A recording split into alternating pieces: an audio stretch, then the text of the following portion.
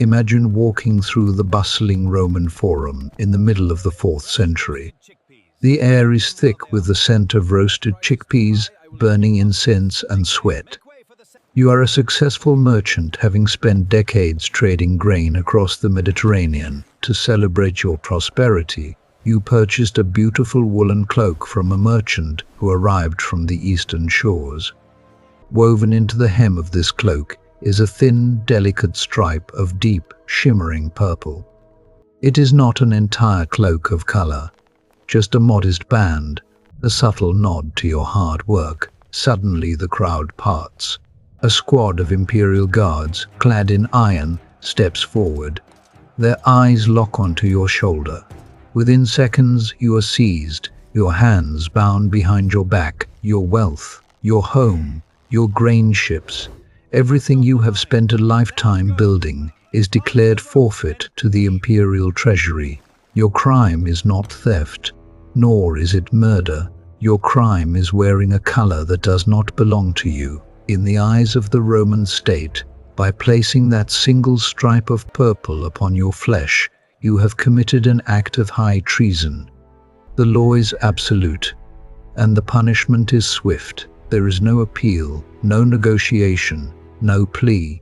A lifetime of honest trade can offer against the simple fact of that stripe of color on your shoulder. This is the reality of a world where color was not an aesthetic choice, but a strictly guarded instrument of absolute power. Today, we live in a world saturated with color. We can walk into any store and purchase a purple shirt for less than the price of a cup of coffee. We see it on cheap plastic toys, digital screens, and candy packaging, a color that belongs to everyone and therefore to no one. But for thousands of years, color was one of the most powerful dividing lines in human history. It was a visual barrier that separated the gods from the dust, the rulers from the ruled. And at the absolute pinnacle of this hierarchy stood a single, legendary pigment. It was a shade of deep, reddish purple that did not merely symbolize power. It was power itself. To understand how a simple visual frequency could command the fate of empires, we must look beyond the marble temples of Rome and the grand palaces of Byzantium. We must look down at the muddy shores of the ancient Mediterranean, where a small, unassuming creature was quietly altering the course of human civilization. The story of purple begins not with a king, but with a myth. According to ancient legends, the discovery of the world's most coveted dye was entirely accidental. The Phoenician god Melkart, known to the Greeks as Hercules, was walking along the rugged beaches of Tyre on the coast of modern-day Lebanon. Beside him trotted his sheepdog, which curiously began sniffing at some small sea snails washed ashore on the wet sand, biting down on one of the shells. When the dog returned to its master's side, Melkart noticed something strange. The animal's mouth was stained with a brilliant, supernatural shade of deep, reddish purple. Intrigued by this mysterious hue, Melkart gathered more of the snails, extracted their fluids, and dyed a woolen gown for his beloved nymph, Tyros. This seemed like a small detail. It was not. From that single mythical bite arose a maritime empire that would dominate global trade for centuries. The people who inhabited these coastal cities were the Phoenicians, a name bestowed upon them by the Greeks. In the Greek tongue, Phoenix literally translated to the purple people. This was not a compliment.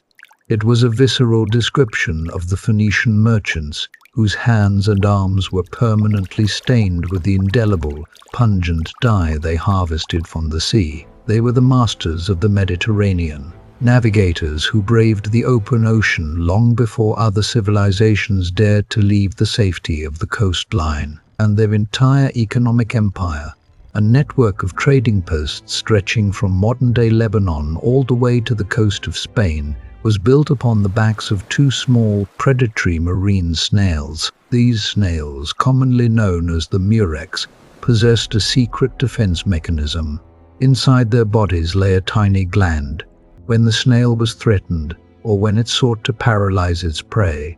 This gland secreted a tiny drop of a clear, pale fluid. When exposed to air, moisture, and sunlight, a miraculous chemical reaction occurred. The pale liquid transformed first into yellow, then green, then a deep, rich blue, and finally a shimmering, light, fast purple. Most ancient dyes, made from roots, leaves, or crushed berries, were fragile. They faded quickly under the harsh Mediterranean sun, washed out after a few encounters with water, and turned into dull, muddy grays. But Tyrian purple was different. It did not fade. In fact, the more it was exposed to the blinding sunlight and the salty air of the sea, the brighter, richer, and more brilliant it became. It was a color that seemed to defy the natural decay of the world, the perfect visual metaphor for the eternal, divine authority of those who wore it. Phoenician craftsmen blended different species of the snail and adjusted sunlight exposure to produce a spectrum ranging from delicate lilac to a dark hue resembling clotted blood. It was this latter shade, dark and almost black in the shade but bursting into a brilliant crimson purple under the direct rays of the sun, that commanded the highest prices in the ancient markets. The physical beauty of the dye was only half the reason for its legendary status. The true source of its value lay in the staggering, almost unfathomable difficulty of its production. Harvesting Tyrian purple was an industrial nightmare of epic proportions. The process began with the collection of the murex snails. In the deep waters of the Mediterranean, Phoenician divers would lower wicker baskets baited with rotting fish or mussels.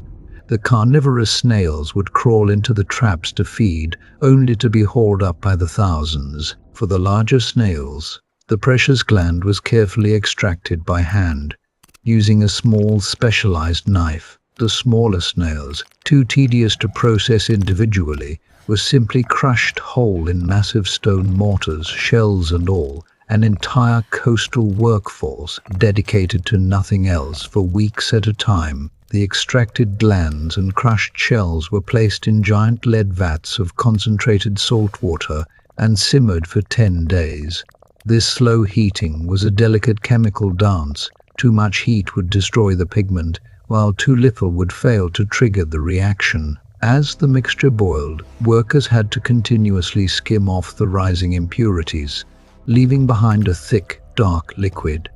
The smell of this process was notorious throughout the ancient world. The combination of thousands of decomposing marine snails, stagnant salt water, and boiling lead created a stench so foul, so overwhelming, that the geographer Strabo remarked that the city of Tyre was an unpleasant place to live because of its numerous dye works. Today, along the Lebanese coast, archaeologists can still find massive mounds of crushed murex shells, stretching for hundreds of meters, standing several stories high, visible even from satellite imagery centuries after the last dye vat went cold. The calcified ruins of ancient factories that perfumed the entire region with the scent of wealth and decay. Those who controlled this foul-smelling process were among the wealthiest individuals on Earth.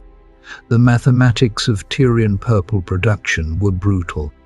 It required approximately 12,000 murex snails to produce just 1.4 grams of pure dye. To dye a single solid-colored imperial cloak, hundreds of thousands of snails had to be harvested, crushed, and boiled. The labor was immense. The danger to the divers was constant, and the yield was microscopic. In many periods of antiquity, a single pound of Tyrian purple wool was worth more than an average Roman citizen could earn in a lifetime of hard labor. It was literally worth its weight in solid gold, and at times even more, a single garment representing more wealth than most families would see across several generations. As Rome transitioned from a modest republic into a colossal empire, the demand for this rare pigment transformed into an outright obsession. At first, during the Republic, the use of purple was restricted, but not entirely forbidden. High-ranking magistrates wore a white robe adorned with a border of purple, which visually signaled their authority to the public. Victorious generals celebrating a triumph were granted the honor of wearing a solid purple robe, embroidered with gold thread, allowing them to temporarily look like the gods themselves. However, as power became increasingly concentrated in the hands of a single man, the emperor, the freedom to wear purple began to vanish.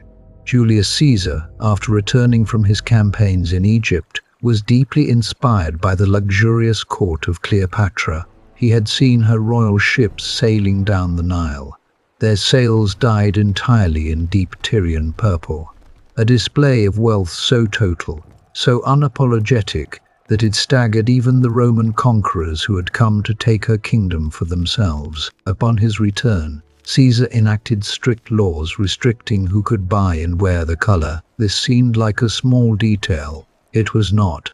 This was the moment when color became a political weapon.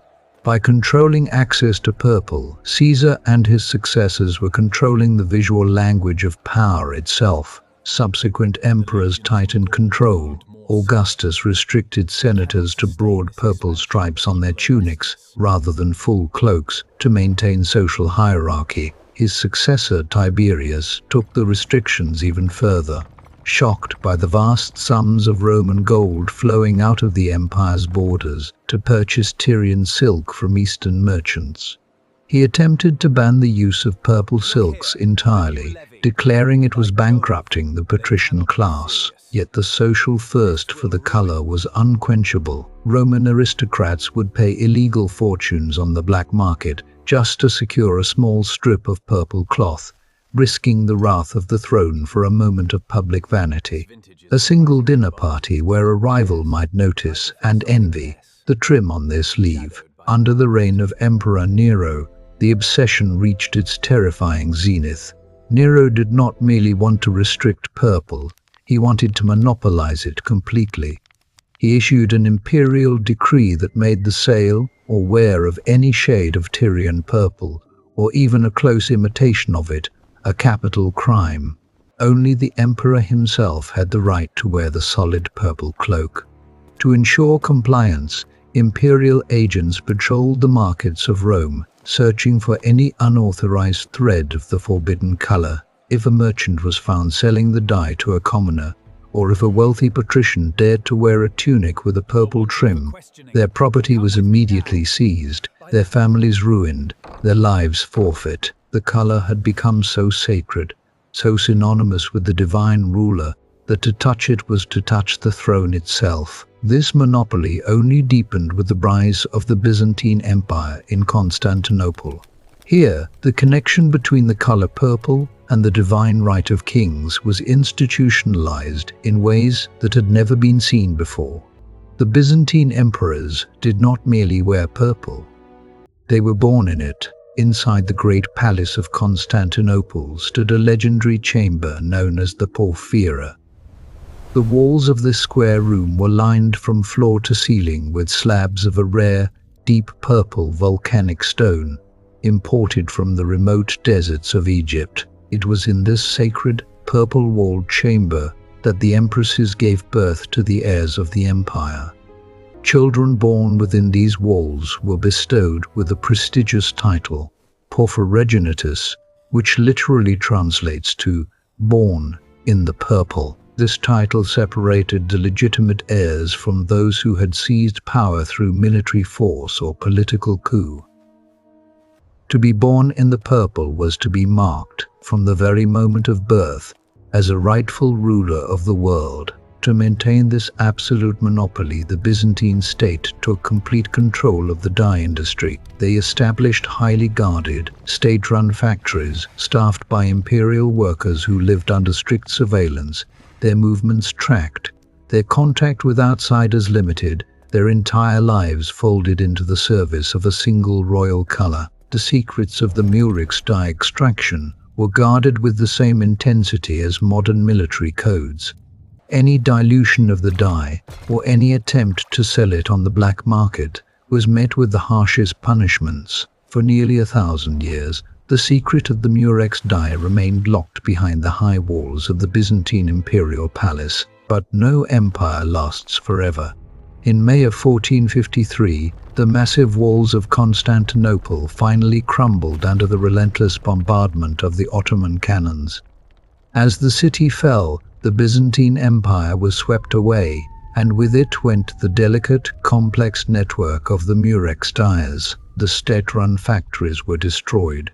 The skilled artisans who held the chemical secrets of the snail were scattered or killed, and the knowledge of how to harvest and boil the murex, passed down for nearly 2,000 years, guild to guild, generation to generation, was lost to the mists of history within a single lifetime. The great Mediterranean purple trade, which had sustained empires for 2 millennia, collapsed into complete oblivion. The world suddenly became a much duller place. For the next 4 centuries, the kings, queens, and nobles of Europe had to rely on inferior, organic alternatives to dye their clothes. Roots, leaves, mixtures that produced dull, muddy purples. None of these could compare to the shimmering, light-fast brilliance of the ancient dye. Purple once again became a rare luxury, but it had lost its supernatural quality. It was no longer the living, changing biological shield of the Roman emperors. It was simply a rare, expensive color, a shadow of its former glory. Then, on a rainy day in London in 1856, the history of color was rewritten by an 18-year-old chemistry student. His name was William Henry Perkin. Perkin was not looking for purple. He was working in a small, poorly ventilated laboratory in his family's attic, attempting to solve one of the greatest global crises of the Victorian era, a cure for malaria. The British Empire was expanding rapidly into tropical regions, and its soldiers and administrators were dying by the thousands from the disease.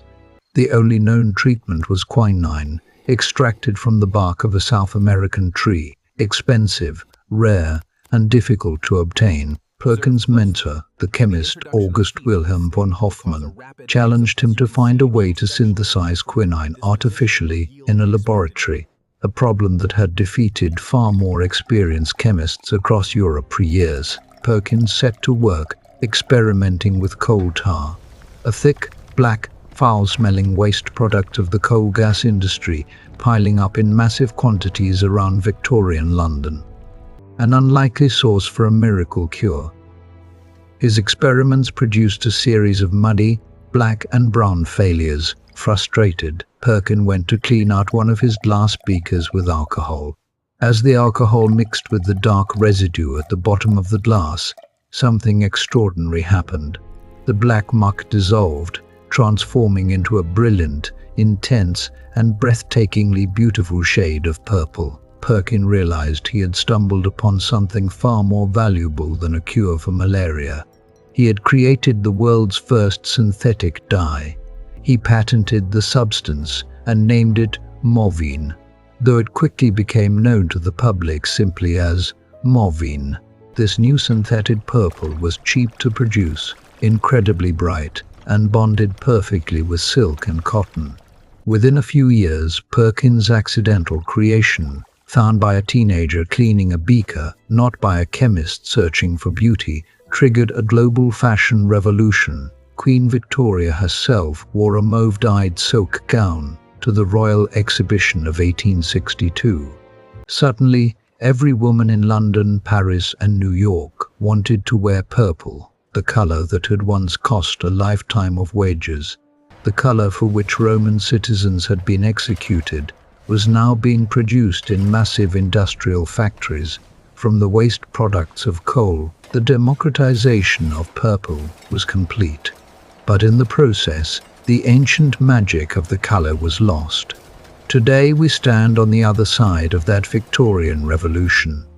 We look at a world where color is a cheap commodity, a fleeting trend in a fast fashion catalogue. But when we look back at the history of Tyrian purple, we are reminded of a time when humanity was willing to dive into the depths of the sea, harvest millions of tiny creatures, and endure a stench that defined entire cities, all for a single gram of light-fast glory, a testament to our endless, absurd pursuit of status.